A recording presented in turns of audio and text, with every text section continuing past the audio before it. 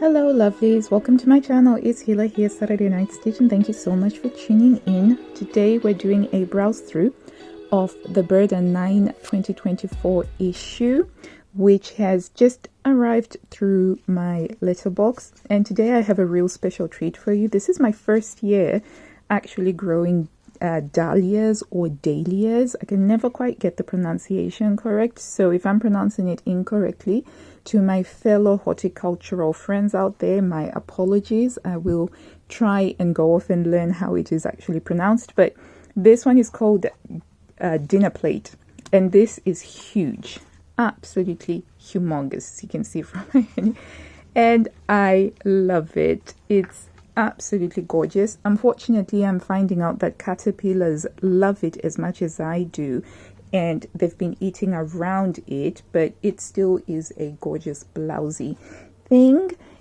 and it's a lovely yellow. It's huge.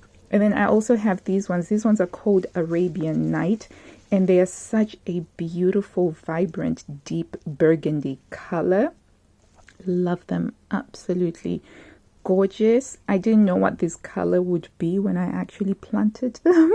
And then I have this lovely pink one, which I just love because it is nice and pink. And this is my first time having these gorgeous flowers and plants in my garden, and they will definitely be featuring in the future, because I finally have cracked growing dahlias, and they had such a drama, these flowers. At first I planted them out too early, and so the first ones that I planted completely died because of the frost, and these were the second ones.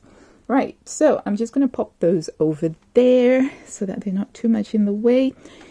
And I hope that wherever you are in the world, you're having a fantastic day as well.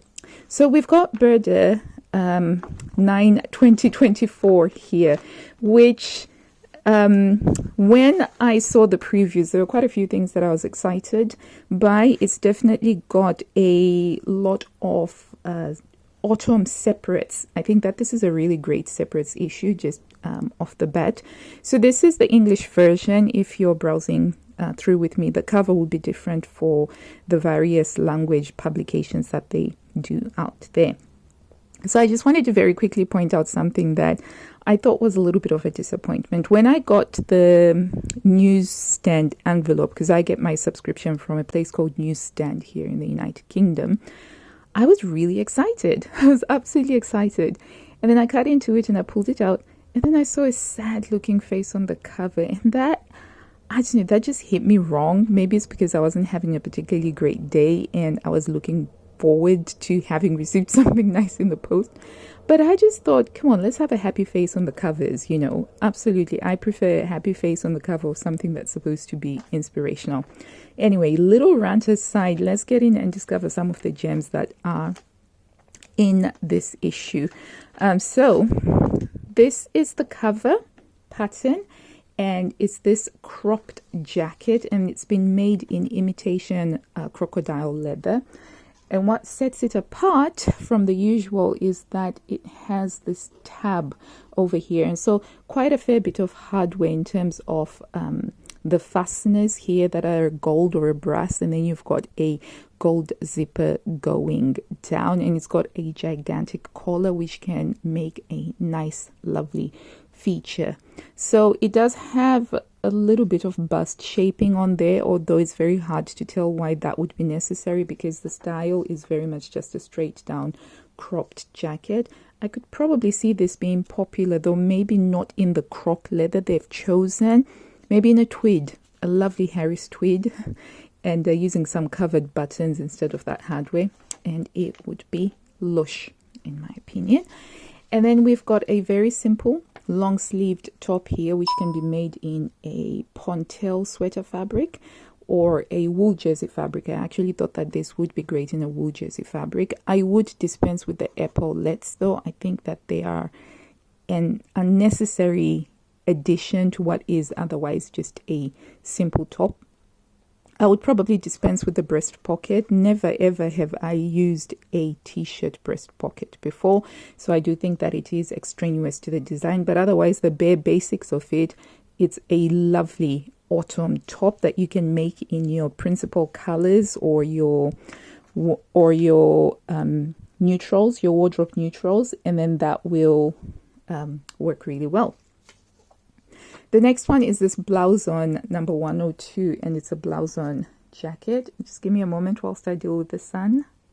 Sorry about that. I had to go put a covering on the window. I have to shoot by the window for natural lighting. Anyway, so we have this blouse on jacket over here, which is basically a fancy bomber jacket style, because we have the raglan sleeves over here, we have the center front zipper, and we have the elasticated waist that creates the blouse on feel of it. Now, I'm not a big fan of the fabrics that they have used here. They've used a polyester fabric, so it's quite stiff. It looks very futuristic, so I'd have loved to see it in something a little bit more flowy that could really play with all of the pleating and all of the gathering that is around the neckline and that's around there. Whereas with this particular structured fabric, it doesn't create the drapes. It's just, yeah. Anyway, I didn't think that this was a particularly good choice of fabric.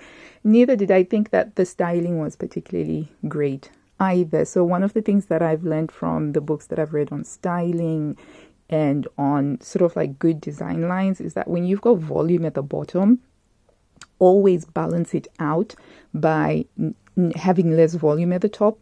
But this outfit has got the volume with the skirt and then it has the volume with the blouse and jacket, and so I think that it's a little bit unharmonious and out of balance. And then we have here a version of sort of office athleisure. It's a sweater top pattern that has a kangaroo pocket. Now, I actually made this years ago when I did a Burda teaching certification, and it was one of the patterns that you had to make. And I remember that the kangaroo pocket, it had a very interesting construction technique to it. It wasn't just sort of like a trapezium that you sewed on at the bottom, and it was part of the thing that you were getting marked on. It didn't have this fancy collar, though. They have added the fancy collar, which I think is quite nice. Overall, a very nice top, but I do think that sweater fabric is not necessarily something that you should be having in an office get-up. I don't know, for me that just doesn't work out. But I do think that the kangaroo pocket, it is quite comfortable, but I did find that the problem that I had with this when I made it all those years ago was that because the pocket begins right at the bottom here, you couldn't really use it for much because the stitching went only up to here so that your hand could go in like that. So it didn't work. And with it being quite cropped, I just, needless to say, it wasn't something that I ended up wearing quite a lot because it didn't quite work for me. I do think that sweaters, they're a lot better when they're longer. I certainly find that they have more utility that way. Okay, and then we move on to top number 123, which is basically your standard Burda top with the drop sleeve, and it's got a lot of wearing ease to it, except for they've made the collar a little bit tighter, as you can see on here. It's a little bit closer around the neckline, requiring a zipper at the back, of which I'd make this in a ponte or a sweater knit fabric or some sort of a substantial knit fabric, and then skip the zip all together and just be able to make it into a pullover. It does have some darts, although I'm not sure why these darts have been added, because again the silhouette just seems to be straight down, so it doesn't feel like they are providing any actual shaping. Okay, and then so we have lots of sad faces throughout this particular photo shoot. It wasn't my favorite photo shoot, I have to admit. And this, yeah. So you have here this dress, right? So it's a very long line column style dress, so very elongating. So very, very lovely. And I did think that the styling in terms of the bag, the clutch that they used, and the boots that they paired it together with, they work really well, because all of them, they're all about the straight line and elongation. And I did think that the backdrop that they used of the spiral staircase was just a really nice juxtaposition of this. So I can appreciate some of the artistry with this, particular picture. However, I can't get over the sad looking faces. And I don't know, as I said, maybe it's because when I first opened it, I'd had a pretty terrible day and I wasn't feeling at my best. So I was looking for something to really cheer me up. And I was just looking at sad faces. And yeah, maybe that's what it is. But then also the other thing that I realized I didn't quite appreciate about this particular photo shoot was, again, they've done the whole cream on cream thing. So you've got the cream background, and I really think that that detracts from you being able to see properly the full lines of the dress. But I can see this one being quite popular, particularly because of the collar. It's got this really lovely high neck collar that's very close to the neckline, and it has a superfluous pocket. So I'm not a big fan of the superfluous pockets. I think that there has to be an authenticity to having a pocket. I think you ought not to have something that looks like a pocket if it isn't a pocket, because pockets tend to be useful, functional things. And I think there's nothing more disappointing than thinking that you've got a pocket, but it's not a pocket. So I do think that the dress is quite lovely without this superfluous asymmetrical thing. But really good styling otherwise. Although not a big fan of the hat as well. I think it would look so much better without this hat. Okay, and then we move on to this ballet core look, because they've used this sort of floaty tulle-like skirt, and it's got a really lovely blouse that has a big collar and a tiny dainty little bow, and there's a mixture of textures here which I think is quite delightful. And this sort of fabric, this sort of feather tulle fabric, it just gives an impression, an illusion of lightness, and I think it works quite well, particularly with the fabrics that they've used there. And we have the jacket with the rounded sleeves.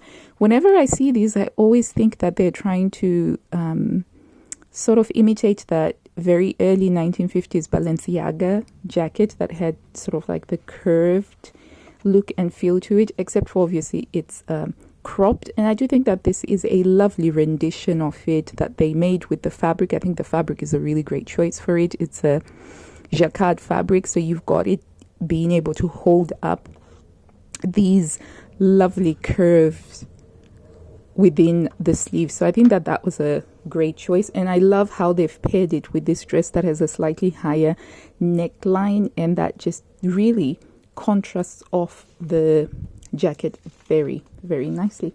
But again, more sad faces. And it's so disappointing that they chose the sad faces, because she's actually really pretty. This one's a lovely, happy one. When I saw this one, I was like, yay, a happy face. And we have here a really lovely 1950s style jacket, which has got self-faced buttons over there, nice big collar, and some lovely gigantic welt pockets here. Very nicely realized in this mint fabric, and I think that it goes really well the way that they've styled it here, particularly with the lovely pointy shoes. I approve of this. I thought that this was quite nice. Although the jacket style is not necessarily something that I would make, I thought that this was really lovely. And then over here, see, we're back to the smiles, and that's really great. I was very surprised how by the second and third perusal of this issue, I found that I quite liked this outfit. And it's a two-piece outfit, obviously. So we've got the top here that has a lovely square neckline, and then it has these princess seam lines down here, which do provide some minimal shaping, and you've got the princess seam lines at the back over here. And they've used a contrasting fabric on the sleeve. Not a big fan of the contrasting fabric that they used. It's a leftover fabric from a previous top, but it's this like really shiny gaudy fabric, which I don't think goes very well with the houndstooth look that they have going here. And that top goes with these trousers over here, which are perfect for the soft gamine or the gamines, because it's tapered at the waist and it is tapered at the ankle over here. It's got a two pattern pieces to make up the front, And that's what creates this lovely little subtle line here that just adds to the elongating aspect of this particular outfit. And I thought that this was such a wonderful, actually, this was a really good way of showing off the sewing pattern, the design, the style, because it actually made me stop and really think, oh, I could see myself, I could wear this. So number one, they used this black turtleneck underneath, so you can really get an idea of where this neckline falls, whether it's too high or too low. And you know, I think that that's really great because it's a way of showcasing that. And I also thought that it was a really great design because it's got a lot of congruency in it and a lot of harmony, because you've got this princess style lines, right, that go down the front here. Yeah. And then these are carried through by these pleat lines that go down here, which are also carried through by the seam line on these pointy shoes. So you are able to create an elongated structure, but it's also got the segmentation of the waistline here and where the tapered trousers end over here. And you've got this line of the neckline, which is a nice straight line. So it's creating that staccato rhythm that breaks up the outfit, but at the same time, you're still maintaining a really nice line throughout. So I really liked that. I thought that this is an instance where a lot of thought clearly went into this particular design, and it just looks really great. And the backdrop shows up the design absolutely nicely. And I can see this being a practical winter outfit for me, and a winter outfit because I'd be able to wear it with my thermals. So yeah, so I thought that this was quite a great look. And I think that this look, it works better with the baker hat than the other dress back there. But anyway, enough waxing lyrical about this. This section really did make me happy. I thought that this was quite nice here. And then you've got the model there looking very happy and very pretty. And it's just lovely. You know, it adds to a lot. And I also like that here on this particular picture, you can see it tucked in. And it also works really well tucked in as well as untucked as well. So yeah, I thought good job. So I do think that when I do find something nice, it's always good to celebrate the nice things when you find them, which is fabulous. And then we have here supposedly a section on stripes, and there's a jumper, just a standard winter jumper, number 121. I've made several versions of these jumpers and they're quite all right. And then we have a jersey dress made in, I think that's a Ponte fabric. And it's a very simple, straightforward column sheath dress with the princess seams, a couple of Dior dots over here. Here it's been styled with a jacket. Again, at least the fabric sort of breaks up the elongation impact because it's got these horizontal lines going through there. So and then we have this skirt here. So this is a repeat. This is the repeat section, I'm pretty sure, because I do remember seeing this skirt somewhere in one of my older Burdas. And they've used a gigantic stripe to create this chevron that points upwards, draws the eye upwards. Lovely feature. And then we've got the cropped jackets, the cropped pea coats over here with the gigantic collar, welt pockets, made in a stripe. Not too much of a big fan of that. And then you've got those trousers from before, except for this time they're made in a more structured, shinier fabric, and they've added a contrasting fabric at the bottom here, and there's some useful pockets at the back. So lovely. And all of these have been upgraded to a size 48, so they've expanded the size range on those. And then moving on, the next thing should be the pencil skirt, the ubiquitous pencil skirt. So here we have some fringing on the waistband, of which we saw some fringing on a waistband in last Burda's issue as well. So quite a fair bit of repetition. And then, I think that this section for me is the most egregious because denim seems to be coming back into fashion, because even Patrones, their August issue, it had a lot of denim and a lot of double denim in it. As you can see, it got double denim. Now, I grew up around the Justin Timberlake and Britney Spears era, and for me, double denim was forever ruined by their couple outfit with the double denim. So I've always liked double denim is a big no-no for me. Anyway, moving on, skirt number 108. This skirt really got me excited when I first saw the previews, because I love the silhouette that it creates. This sort of, it's a bit hugging at the hip and at the waist, and then it flares out gently. I love this sort of style. But then I saw all of the seam lines, and then I was hoping that some of the pattern pieces are the same and you'd be able to repeat them. But I checked this out.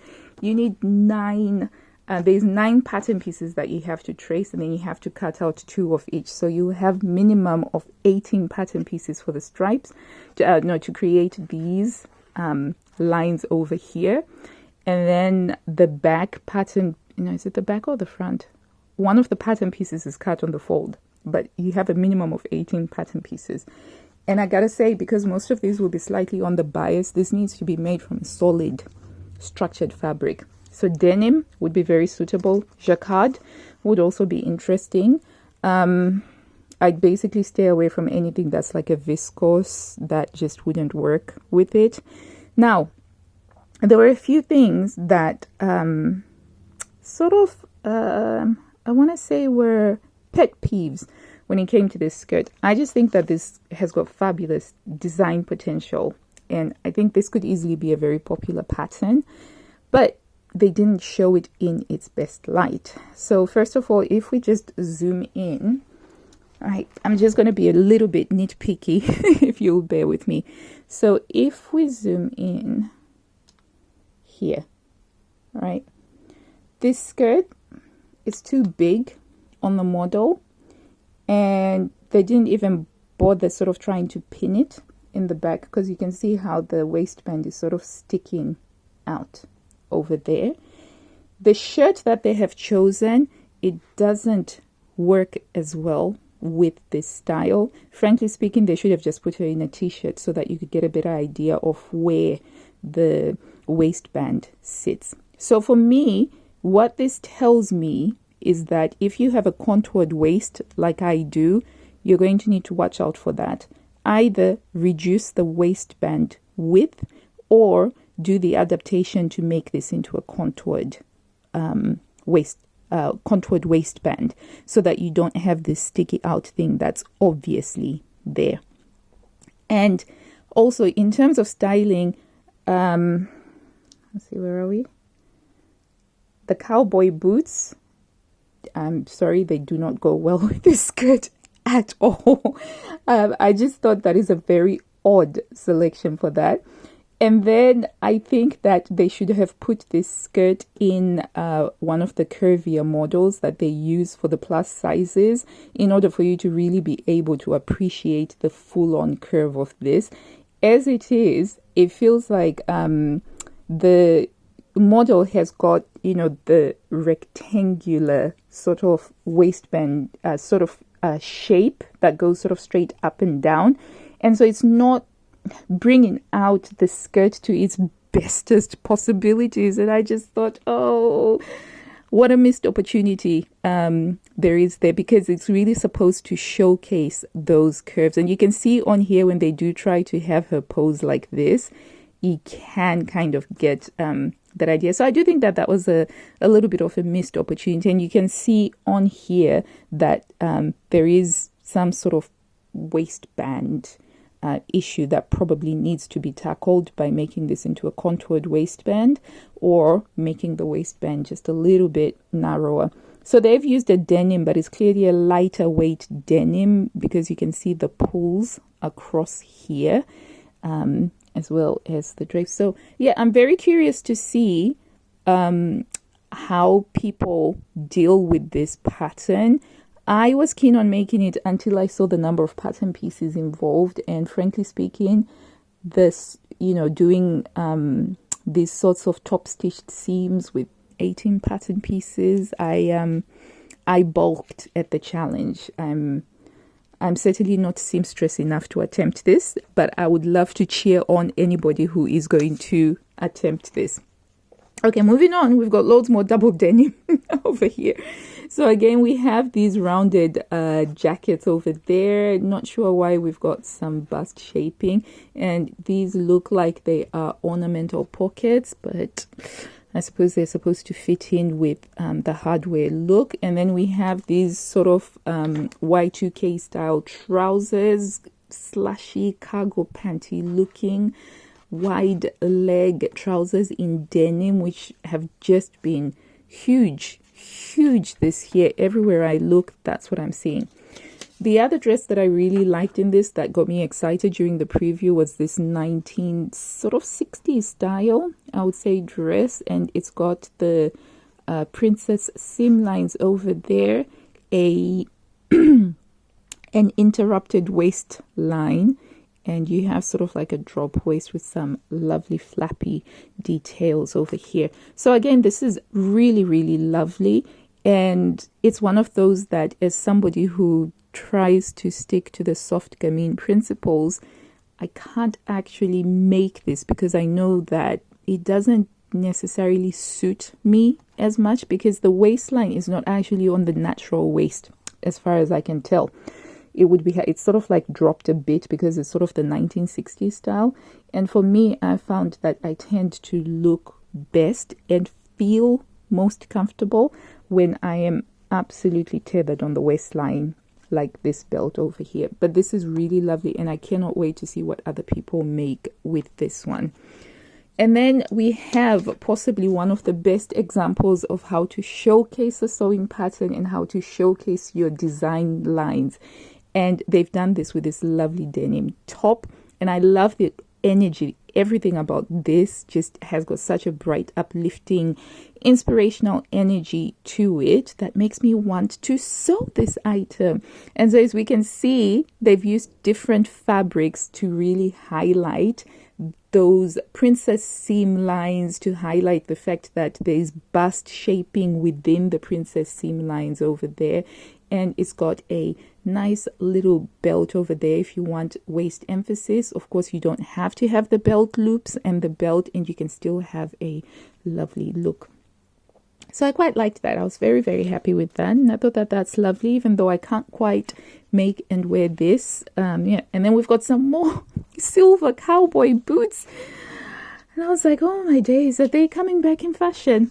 Okay, and then we have the Burda blouse. I like to call this the Burda blouse because you have the drop sleeves, very minimal shaping, very big, so you don't have to worry about whether it will fit or not, because it is a very loose fit blouse. What sets this one apart is the covered placket, which I always think they look so elegant. Do covered plackets, you put them on and they just instantly take you from being a plain Bond girl to being a Miss Moneypenny, chic and elegant. So I do like a covered placket. Not a big fan of the use of sequins over here, because the fabric that's being used is a chambray. Chambray is a cotton fabric. It's a fabric of utility. And I don't know, I think kind of mixing it up with sequins, which are basically, sequins are very much frivolous, light, extra. I don't think it quite works for me personally, but love the fabric that they have used though. And then over here we have the reader pattern, which is this really elegant, feminine 1950s evocative style. And it's this dress, which is really lovely. And the way they've styled it very much reminds me of Grace Kelly. It's got this lovely bateau neckline. And then you've got the princess seams, which are really shown up by the choice of fabric that they have used. And this is a great use of, what have they used? Duchess. It sort of looks, to me, it looks like something that has a similar structure to a taffeta, like a silk taffeta. And I do think that it looks absolutely gorgeous. And it would be, I think that you could make this an everyday wear by maybe you could probably get away with even using ponte. And instead of having the asymmetrical hem, just having it straight down and wearing it with a belt or a jacquard or even a wool fabric. So I do think that this is lovely. And this designer, he actually does some very interesting clothes, so very feminine, very lovely clothes that go within the lines of the body. And interestingly enough, unlike most designers, clothes that actually look like you can move in. So yeah, I was quite impressed. I ended up spending quite a fair bit of time on his website just looking at some of his original designs. So this section is called the Best of Burda, and they're basically repeating patterns. So we've got the high-waisted trousers, which are a perennial classic favorite, and we also have the blazer. Although the thing that really confuses me about the way that they're repeating the patterns is that and especially since they're repeating the patterns without actually doing any newer samples to photograph.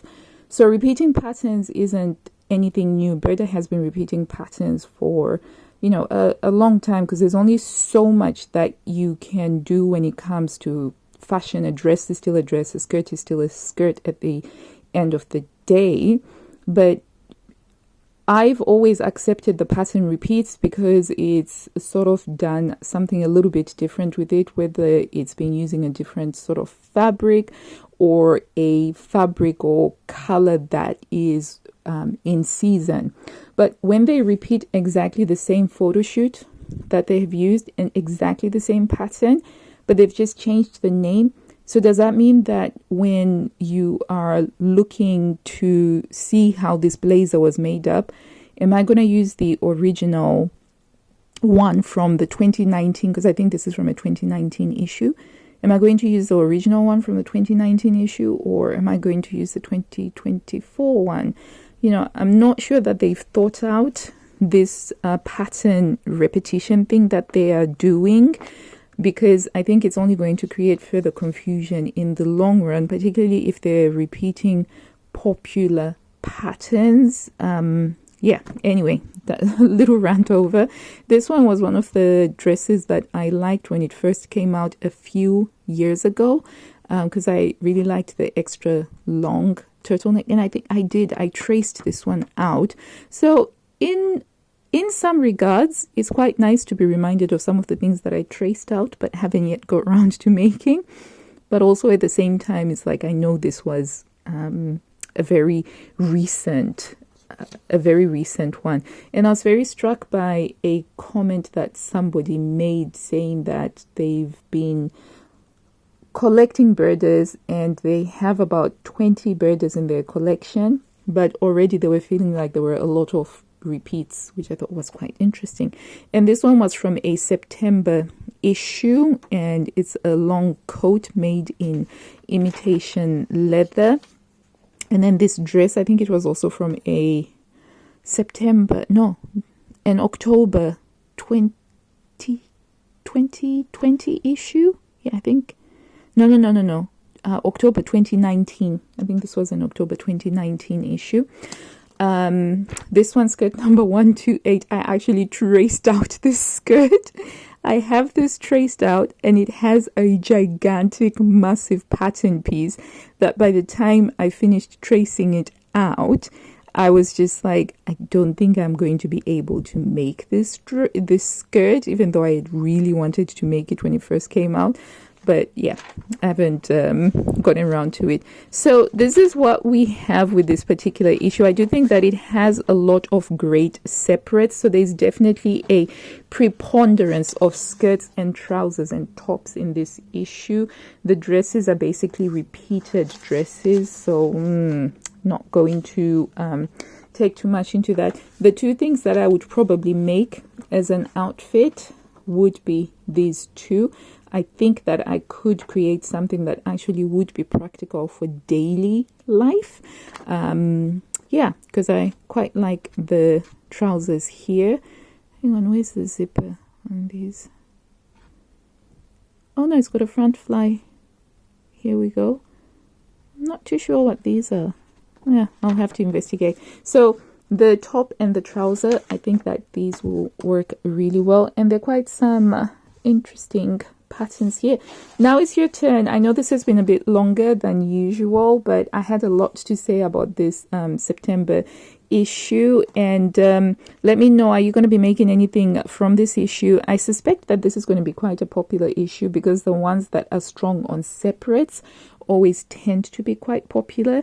The weather has been a little bit chillier where I am in the north of England, so I am beginning to think about autumn winter sewing. I do find it very hard to think about sewing for another season when I'm fully experiencing that particular season. So I am in that autumn winter headspace now, so I did quite welcome the autumn winter themes in these ones in that regards. And in the meantime, let me know what you think about this issue in the comments, and I will see you over there. And until I see you next time, lovelies, happy sewing. Bye.